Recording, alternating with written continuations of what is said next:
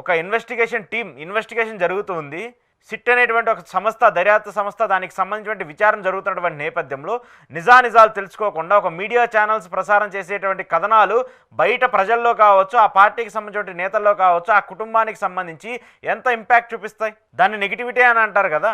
మరి ఇంత దారుణంగా మనం వార్తలు ప్రసారం చేస్తున్నప్పుడు వాళ్ళ మనోభావాలు ఖచ్చితంగా దెబ్బతింటాయి కదా.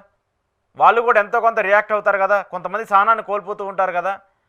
గతంలో లోకేష్ గారు చాలాసార్లు చెప్తూ ఉన్నారు, సాక్షికి సంబంధించిన ఆఫీసుల మీద దాడి జరిగినప్పుడు, లేదంటే సాక్షి అనుచిత వ్యాఖ్యలు చేసిందని చెప్పేసి వాళ్ళు బహిరంగ క్షమాపణ చెప్పారు. ఇంకా ఓకే, ఇది క్షమాపణ తప్పు జరిగింది, మేము ఏదో ఫ్లోలో మాట్లాడాము, సో మమ్మల్ని క్షమించండి అని చెప్పేసి చెప్తూ వచ్చారు. ఆ తర్వాత అయినప్పటికీ కూడా దాడులు చేసుకుంటూ వచ్చారు, వాళ్ళని జర్నలిస్టులను అరెస్ట్ చేసుకుంటూ వచ్చారు. మరి అలాంటి నేపథ్యంలో డైరెక్ట్గా పొలిటికల్ లీడర్లు అందరూ బయటకు వచ్చి, లోకేష్ లాంటి వారే బయటకు వచ్చి మా కార్యకర్తల్ని రెచ్చగొట్టొద్దు, లేదంటే వాళ్ళు సహనం కోల్పోతే ఇలానే ఉంటుందని చెప్పేసి ఒక మంత్రి హోదాలో ఉన్నటువంటి వ్యక్తులు చేసినటువంటి వ్యాఖ్యల్ని మనం ఎలా చూడాలి? వాటిని సమర్థనీయంగా చూడాలా?